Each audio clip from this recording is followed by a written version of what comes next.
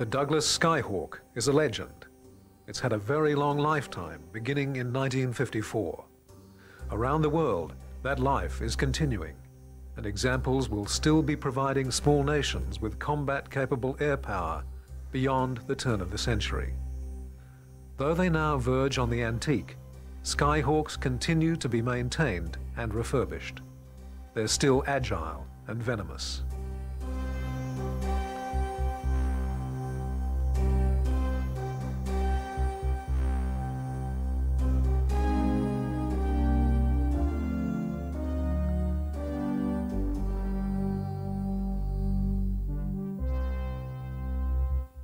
The predominant thrust of aviation design since World War II has been for planes to become larger and more complex, to the point where some types have been virtually unmaintainable. The Douglas Company's designer, Ed Heinemann, was a man who understood this trend in aviation design and was deeply concerned about it. Not only were planes becoming expensive, they were becoming unmanageably big and complex. Operational costs multiplied in line with construction costs. Also, there were huge investments in training that were often lost, as these skills were in demand outside the armed services. Adding to this brain drain was the constant need to retrain personnel to keep abreast of technology.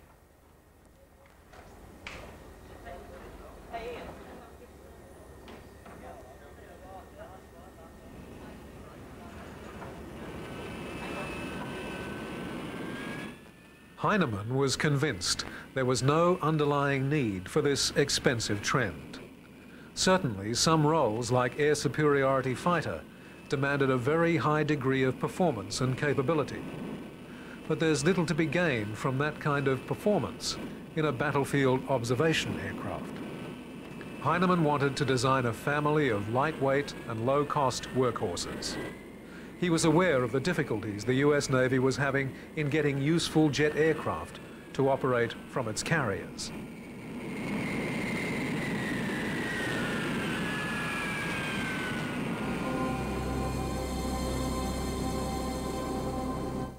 His humble little workhorse went on to a career that shows up some other very famous aircraft. Heinemann was right in most of his assertions.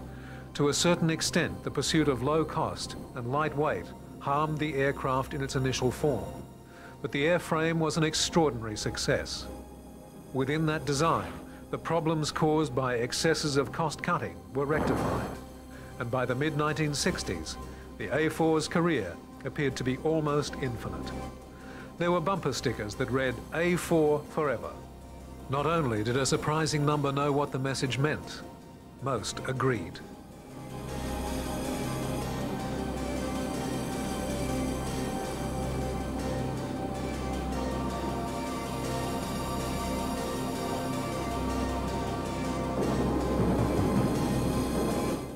In January 1952, in a meeting at the Pentagon, Ed Heinemann outlined a concept for a lightweight carrier-based interceptor. There was no Navy need for such a plane, but the force of his argument applied equally to the role of jet-powered light attack bomber. By the time the meeting was over, Heinemann had agreed to produce a working concept for such a plane. As the design was developed, a constant exchange between engineers and service representatives settled the parameters the aircraft would have to meet.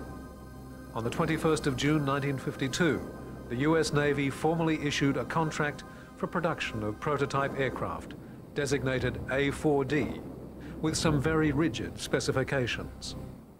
The agreement described a lightweight, single-engined, single-place, high-performance carrier-based day attack plane. It was to be capable of performing dive bombing, interdiction, and close support missions. It would be capable of carrying either conventional or nuclear stores. The mission of these planes would be to strike sea or land targets with or without fighter protection. Prime objectives included simplicity of design, leading to ease of manufacture and maintenance. The aircraft would have a maximum speed of 500 miles an hour. It would have to be able to carry a 2,000-pound bomb load over a 460-mile radius. And most important, the aircraft would have to cost less than $1 million each.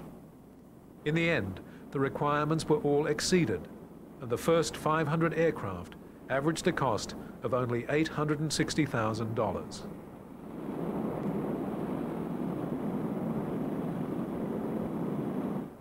By October 1953, the A4D design had been fully evaluated, and while the prototypes were being built, orders for 19 production models had been placed.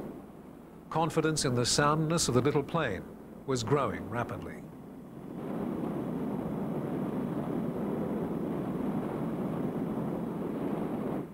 Not only was the Navy becoming more convinced of the A4D's excellence, but world events were giving a new urgency to the need for them. The developing Cold War carried with it a growing certainty of nuclear conflict. The US Navy had a theoretical role as a prominent part of America's atomic capacity, but in reality was ill-equipped for the task. Its North American Savage bombers were of limited use, and of the designs available, only the Skyhawks seemed to have the necessary capacity. For a while, the impetus behind the plane became the tactical nuclear need.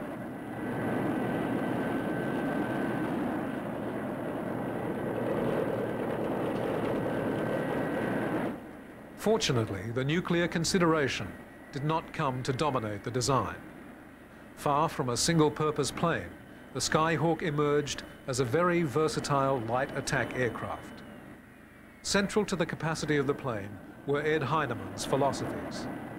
The plane was kept as simple as possible, with the nature of a particular mission, not the overriding consideration. For the future, the design could be changed or added to as new missions arose. The plane should be constructed in sections that could be easily disassembled for maintenance. To avoid weight, entire systems were deleted. By squeezing the plane down in size, it was small enough to fit on carrier lifts, which eliminated the weight and complexity of folding wings. By having the undercarriage retract forward, the need for backup hydraulic system was eliminated. If the system failed, gravity and airflow would lower the wheel and force it into the down position.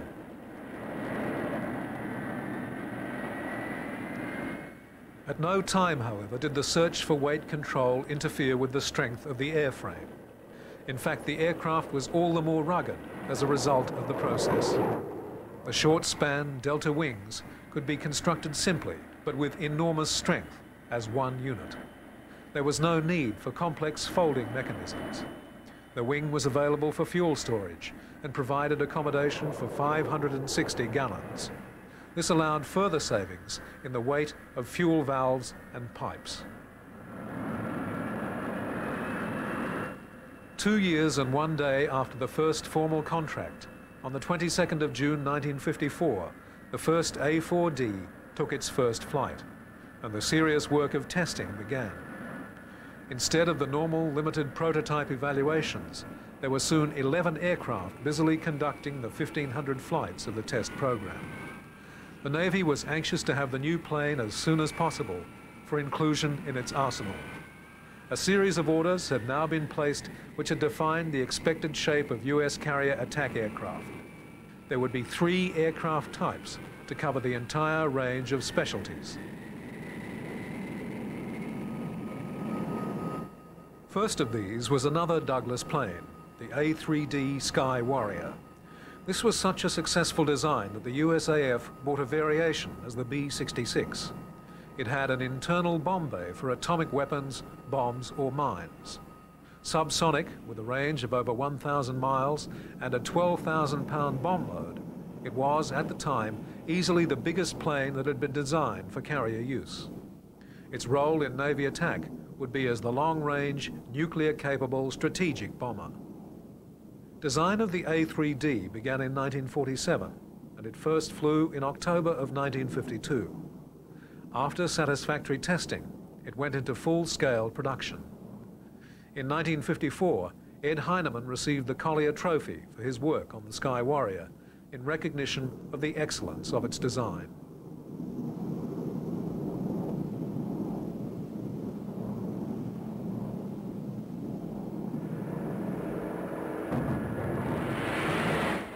The second specialist was the Grumman Tracker, designed for long, slow, anti-submarine patrolling. The tracker combined the functions of search and attack in its large frame. It was elaborately equipped for its specific task.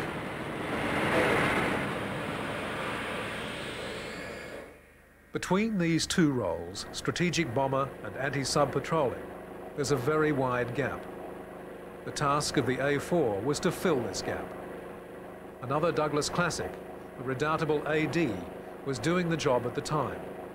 Despite its phenomenal lifting power, long range, and indestructible ruggedness, the AD was seen as a piston-powered dinosaur that needed replacing. Perhaps the Navy's only disappointment with the A4 was that it never did actually replace the AD. The two planes ended up complementing each other right through to the Vietnam War.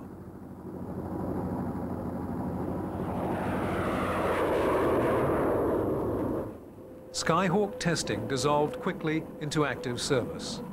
The early models showed some undesirable side effects of the cost controls.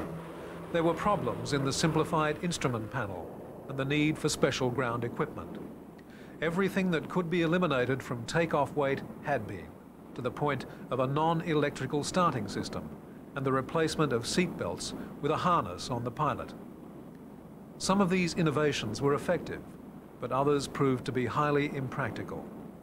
However, this was exactly what the busy testing program and early deployment were designed to establish. As deficiencies were identified or clever suggestions made, they were all noted, and the plane began its long process of refinement.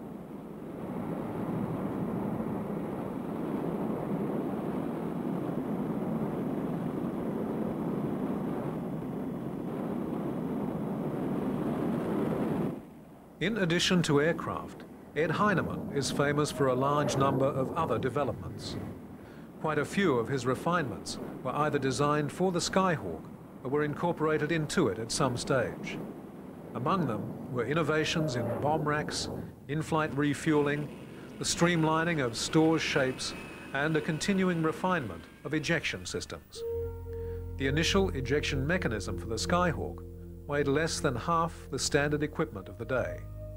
Later, Heinemann's team would refine ejection to a system which worked safely with the aircraft stationary on the ground. This became standard on later Skyhawks. His contribution to aviation is enormous.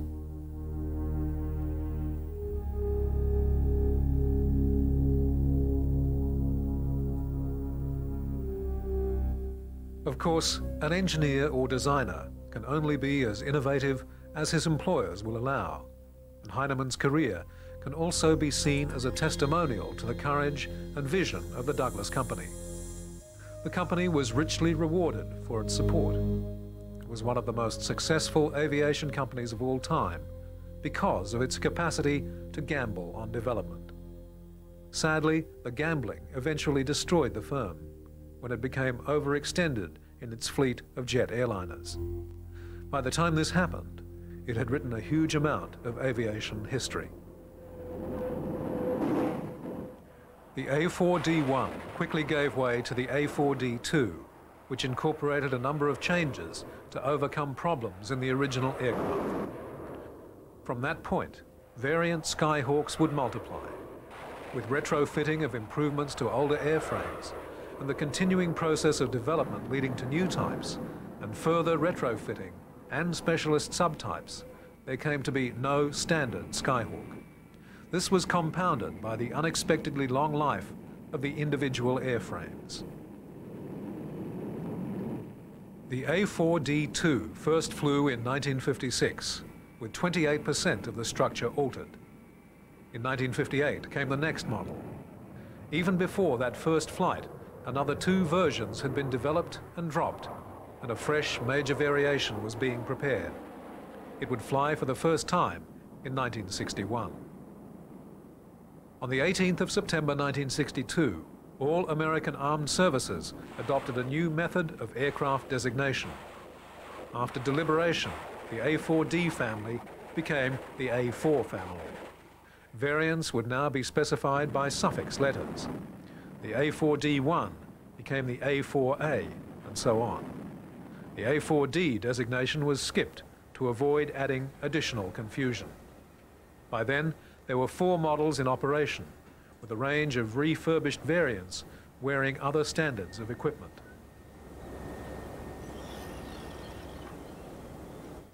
The Navy had long wanted a twin-seater, but had been unable to convince Congress of the need. Navy submissions asserted that a twin-seat A4 would be ideal for advanced training, navigational training, in-type training, and some combat requirements. But to no avail. Eventually, the course of history intervened. The Vietnam War broke out, and the need was acknowledged. If nothing else, a trainer would release combat-prepared single-seaters for conflict. In 1964, approval was given for construction of a twin-seat TA4E version.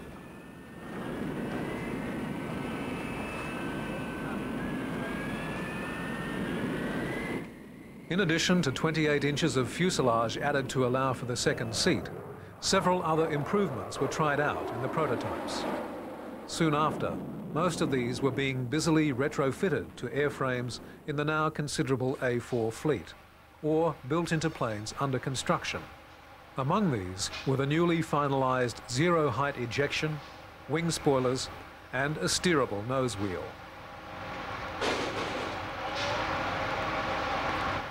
The twin-seaters were developed from the A4E model, which had been refined because of a basic shift in policy away from reliance on the nuclear deterrent. The US had been confronted by the Soviet Union, but now there were myriad small uprisings around the globe. These were sponsored by the Soviets, but they were not arenas for nuclear weaponry. Iron bombs and guns were not as out of date as had been believed. The A4E resulted from efforts to enhance the conventional capability of the already very flexible Skyhawk.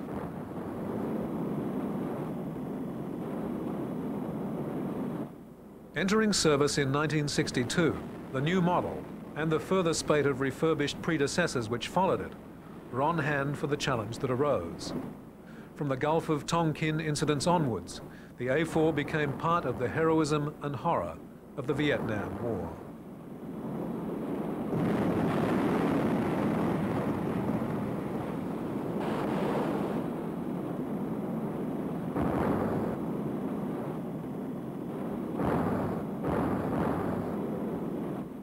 The pilots loved them. For a start, this plane was fun to fly. It was demanding and wouldn't fly itself, but it was fast and aerobatic. In addition, it was small and not easy to hit. If it was hit, it could generally be relied on to continue flying, even if the damage was major. It could be pulled around viciously without the wings coming off. It could be flown as low as your confidence allowed. It could be as accurate as your training made you. It was as sophisticated as a mission demanded. But beyond that, it was always as good as its pilot was capable of. The targets were difficult, and the pilots knew that despite their heavy losses, no other plane would have survived so well.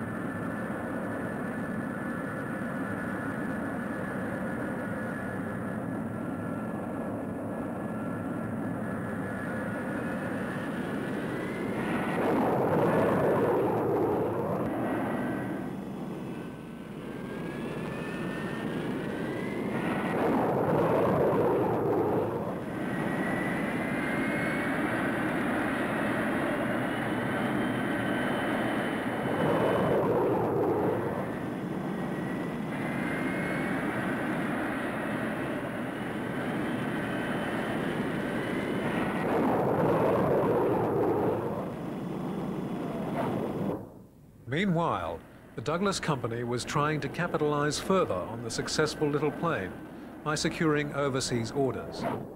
In the course of sales campaigns, the Skyhawks demonstrated their ability to operate from the small decks of Canadian and French carriers. However, despite successful demonstrations, Douglas secured very few foreign sales for carrier A4s. The offer developed for Canada led Douglas on a long search to find a buyer for a re-engined NATO variant. For a variety of reasons, a succession of decisions went against the Douglas sales drive. Few countries operate carriers, and some, like France, have their own fairly aggressive aircraft manufacturers. With this and other factors to contend against, the foreign sales efforts were only occasionally successful.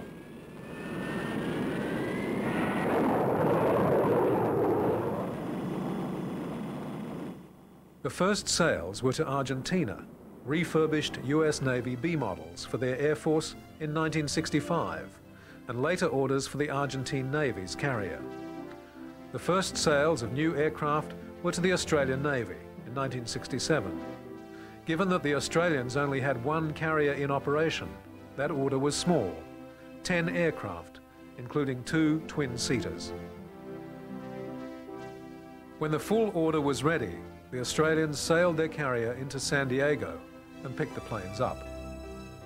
The Australian Navy managed to lose almost half their Skyhawks in operational accidents and eventually withdrew them from carrier service before abandoning their carrier altogether.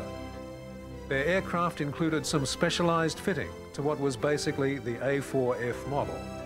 The plane's equipment had an emphasis on air defense, which set them apart from their mainstream US counterparts.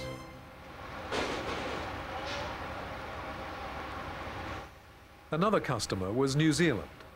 They didn't have a carrier, but the New Zealanders could spot a bargain. They're still refurbishing and maintaining their Skyhawks, and are also negotiating to buy up more airframes. Like Singapore and Israel, they have revelled in the performance and durability of the plane. They've seen the advantage of keeping them available and updated as potent specialist weapons in any modern context.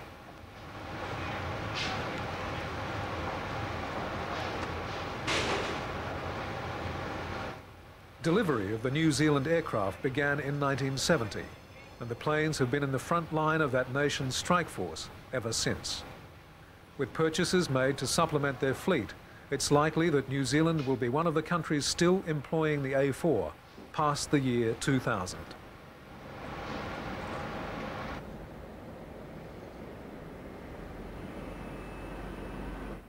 Other countries to have bought the A4 are Indonesia, Kuwait, Malaysia, Singapore and Israel. The aircraft of Kuwait, Argentina and Israel have all seen active combat, with mixed results.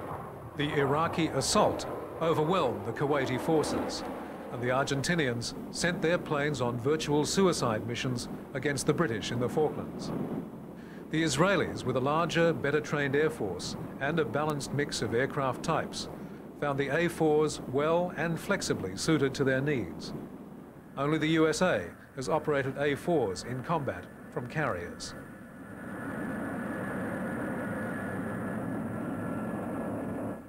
The Skyhawks bore the brunt of the US Navy offensive against North Vietnam until 1968. Then they were replaced on the larger carriers by A7s. The A4s continued in action, operating from the older carriers and with the Marines, right through to the end of US involvement.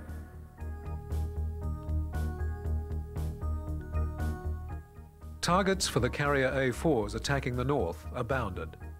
In the attempt to freeze the transport system, bridges and other key points were identified, and the Skyhawks' missions followed.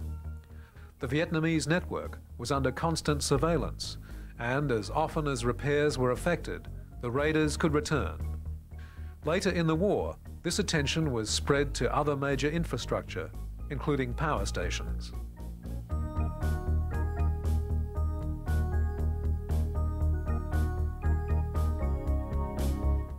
The A4s flew strike missions against targets that were obvious key points and therefore well defended.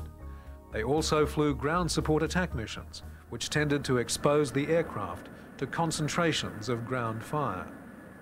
Because they were there all through the conflict and flew such a large percentage of combat missions, It's not surprising that more A4s were lost in Southeast Asia than any other carrier-based type. They accounted for nearly 37% of Navy combat losses and 36% of marine losses. A total of 266 Skyhawks were lost in combat.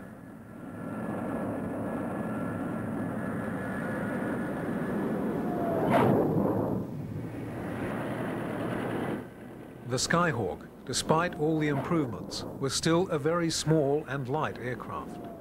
The empty weight of the E model was only 9,853 pounds. Fully loaded, they could haul 8,200 pounds of external stores, though they often flew with much smaller loads, particularly with the Marines operating from inadequate runways ashore. The key to using the planes effectively was in-flight refueling.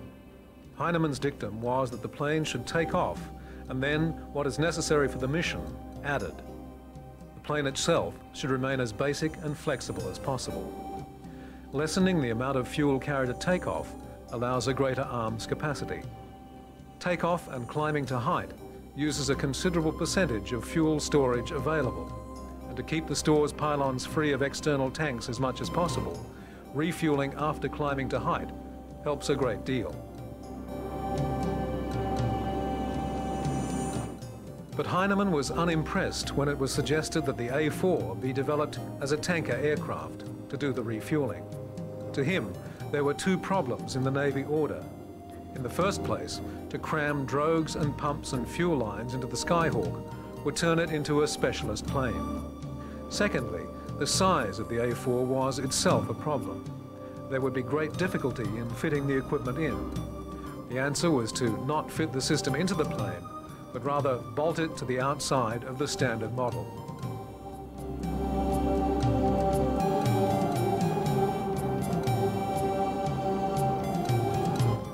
With typical ingenuity, the Douglas team designed a streamlined 300-gallon refueling tank, which could be suspended from the bomb rack hardpoints. The tanks were designed to operate independently of the aircraft's power sources. A propeller at the front of the tank provided the power that drove the pumps and operated the fuel line reel. These self-contained refueling packages became known as buddy stores and are another example of the innovation and lateral thinking of the Douglas team. With a centerline mounted buddy store in place, an A4 could transfer all the tanker's external fuel and half the internal storage. This totaled 1,300 gallons and made the operation well worth the effort. It provided a multiplying factor on the available power and range of carrier-based air strikes. They were used extensively, not only to refuel other Skyhawks. The buddy stores also found their way onto other aircraft types, turning them into tankers just as effectively.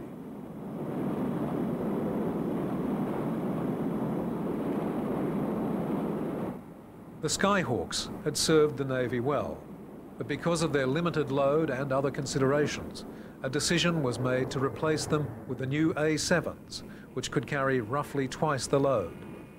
However, the A7 Corsairs were only adapted to the large carriers, as they were over twice the size of the Skyhawks. While the A7 was an excellent aircraft, there were many who questioned the wisdom of abandoning the A4s, which were obviously still more than capable of their tasks. However, the decision had been made in 1963, and the phasing out of the A4 from Navy duties commenced at the height of the war, progressively restricting their operations to ships that were too small to use the Corsairs.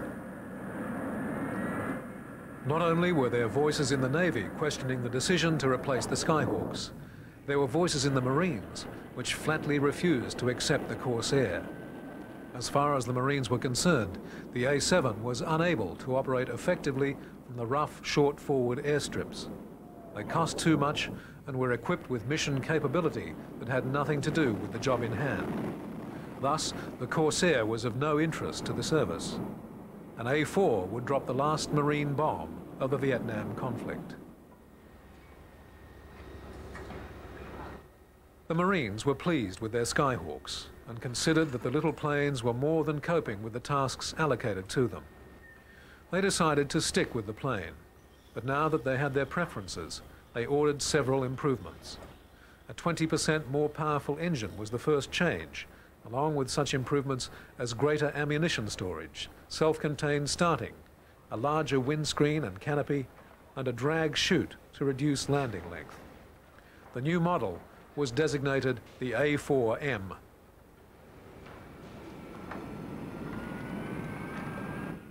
Authority to proceed with the project was given in May 1969, and 11 months later, on the 10th of April 1970, test pilot Walt Smith flew the new model for the first time.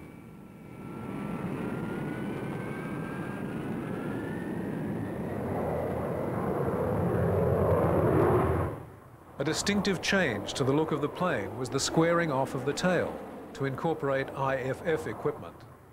The Marines introduced the A4M to service in 1971 and bought 160 of them. 8 years later, the last of these was delivered. It was the last A4 made.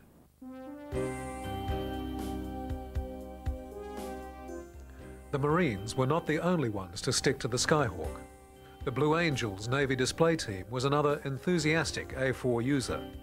They flew the Skyhawk for 13 years, from 1974 until 1987. Ironically, by the time they started using the little plane, the Navy had stopped buying them.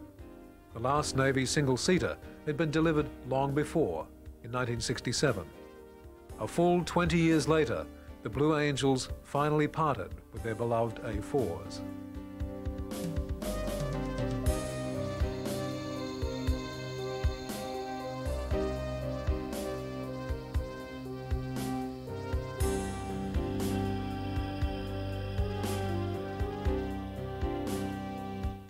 The initial decision to transfer the Blue Angels to the Skyhawk was made on economic grounds.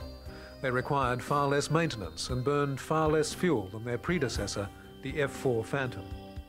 The display pilots soon came to appreciate that here was a plane that was also far better suited to their work. What they lost in speed in comparison to the Phantoms was more than compensated for by the maneuverability of the A4. A tight turning radius, high thrust-to-weight ratio, and the roll rate of 720 degrees per second made the Skyhawk a natural aerobatic aircraft.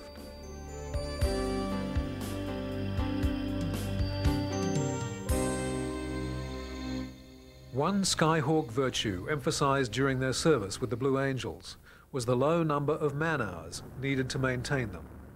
The display team could go on a 2-week tour of air shows with a maintenance crew of only 27 to service the 7 A4s and the Transport Hercules. With this small backup crew, the team flew about 80 shows a year. This was in a design that was 22 years old when they first started using it, and 35 years old when replaced by FA-18 Hornets.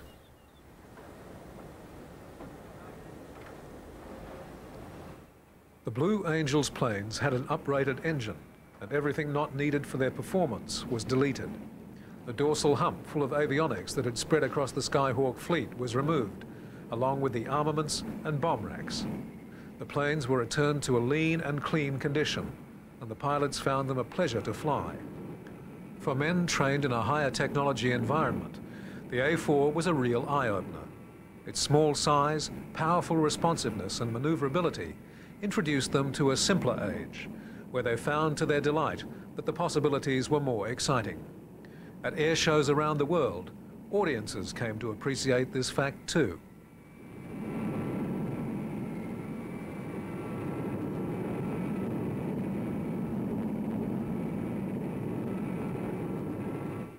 The rugged simplicity of the Skyhawk's construction was the factor that served to keep the weight and cost down in the original plans. In addition, it had the effect of lengthening the plane's lifespan. For example, Douglas had been contracted to guarantee a life of 4,000 hours for the wings. Experiments conducted on the wing during the Vietnam War showed a surprising result. Factoring in the excessive strain of combat loadings, as established in Vietnam, tests showed that the wing was good for 15,000 hours, even if all those hours were flown at maximum combat stress levels. In normal use, the wing was virtually indestructible. The plane might have been simply constructed, but that simplicity hid an enormous amount of redundant strength. This not only made them last longer, but explained why they were taking so much damage and remaining in the air. It's also one of the factors which helped to explain the continued affection of the Marines for the Skyhawk.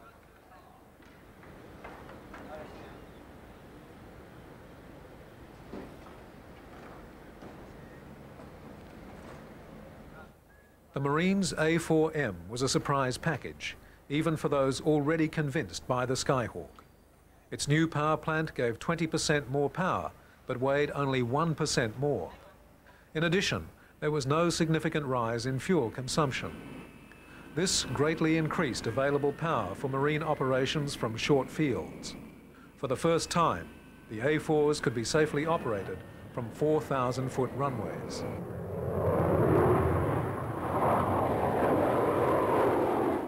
The new engine developed 11,200 pounds of thrust and allowed an increase in maneuverability, rate of climb and acceleration, greatly enhancing combat survival chances.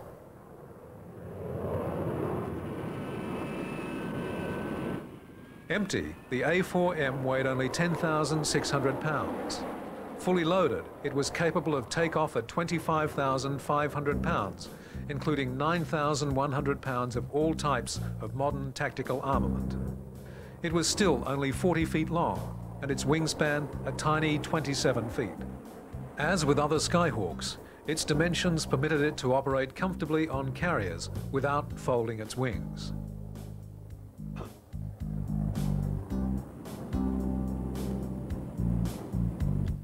The original Skyhawk had 3 store stations, but with strengthening of the wing from the E model onwards, this was increased to 5.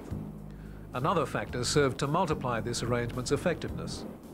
Multiple carriage bomb racks were conceived by Navy and Marine personnel working at the Naval Air Facility at China Lake. After assessment at the Naval Ordnance Test Center, the design came to Douglas, where it was refined and put into manufacture. Subsequently, these racks were to be very important to the success of the Skyhawks in Vietnam. They allowed for 6 250-pound bombs to be carried on the wing stations, with a further 6 500-pound bombs on the center line. In addition, the planes could launch any of a range of rockets and missiles of varying sophistication.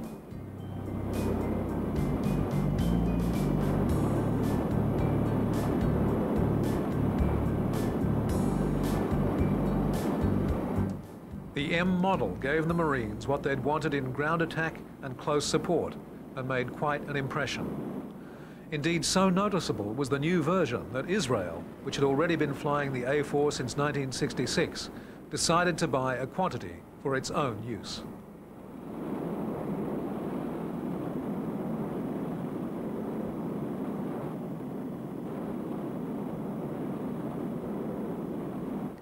The Israeli planes were closely modeled on the Marines' new plane. Among the few changes were an improved navigation and attack system and revised cockpit design, including a head-up display. The built-in starter was also deleted.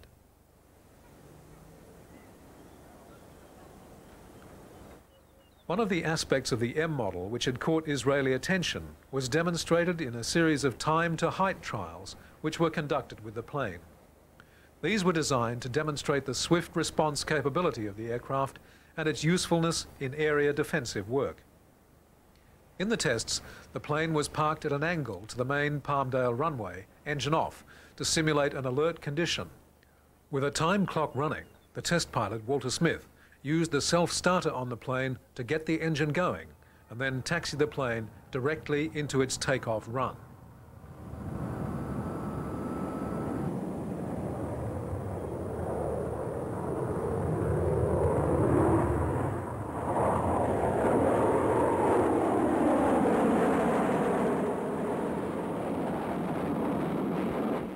The aim was to take the plane from engine off and parked to 3,000 meters, nearly 10,000 feet, in less than 2 minutes.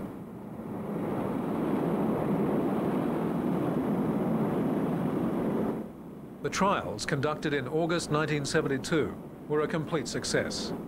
The little plane passed the 3,000 meter mark in 1 minute 50 seconds and continued on to pass 5,000 metres in less than 2.5 minutes.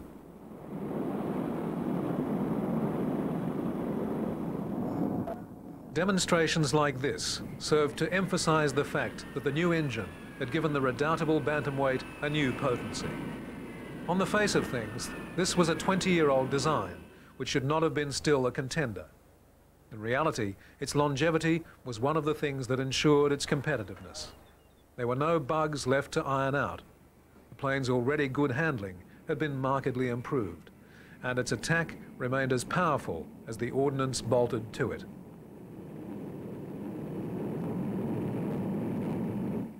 The Israelis had extensive combat experience with the Skyhawk in the 1970 and 73 wars, and were well aware of the plane's virtues and vices.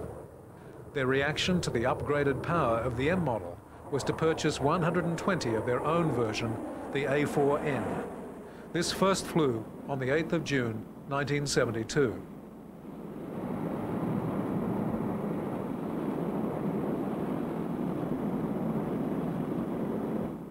To further emphasize the changes in the plane, the Douglas marketers distinguished the M and N models as the Skyhawk II.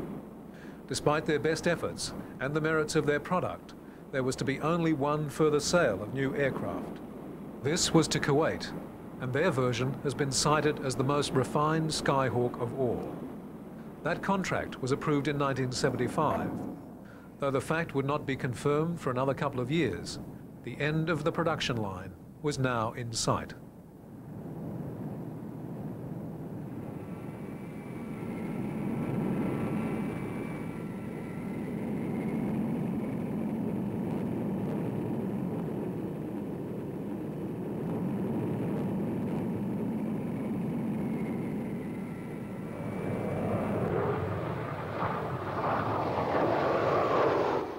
With many American military aircraft, the end of production has been quickly followed by the phasing out of the type.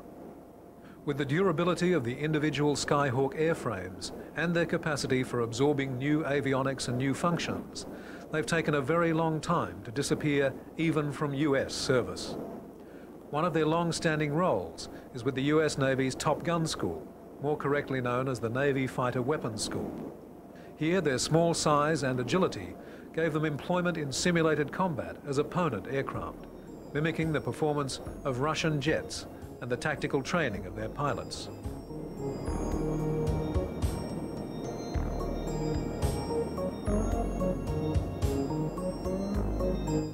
In many ways, they're ideal opponents for the new high-tech aircraft.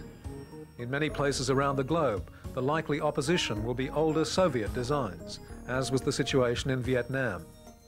Hopefully, unlike the situation at the outbreak of that combat, US airmen will already know how to take advantage of their enemy's weaknesses and deal with their strengths.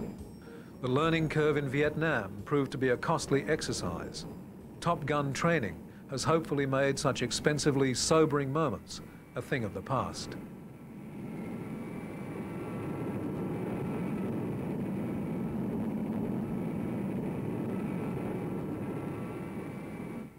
A4s have also served into the 90s with the US in other roles. The trainer version is still going strong, although its replacement has been developed. The Marines have remodeled some for forward air control work.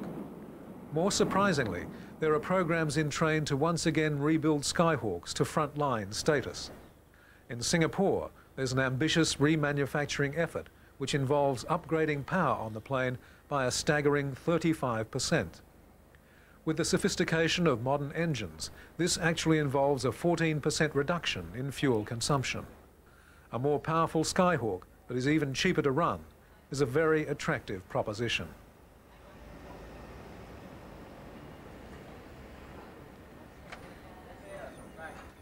The 2000th A4 was delivered on the 10th of July 1967. The last was handed over on the 27th of February 1979. In the end, 2,960 were built in a continuous production run that went for 26 years. In all, there had been 17 different models. The total was made up of 2,405 attack bombers and 555 trainers. If you measure a plane by how well it does its job, the Skyhawk presents a problem. It did many jobs. Then again, it did them all well. The Skyhawk series will be part of the world aviation scene for the coming decades. In the year 2002, it will be a 50-year-old design, but still going strong. It is assured of a highly regarded place in aviation history. It deserves the recognition for its success, and further, for the effect it has had on subsequent developments. Some would argue that in fact, it has not had as much impact as the lessons it taught warranted. Ed Heinemann once described the A4 as just an honest, low-cost attack aeroplane that did better than it was intended. There are two ways to read this statement. Either Heinemann had very high expectations, or he had a remarkable gift for understatement.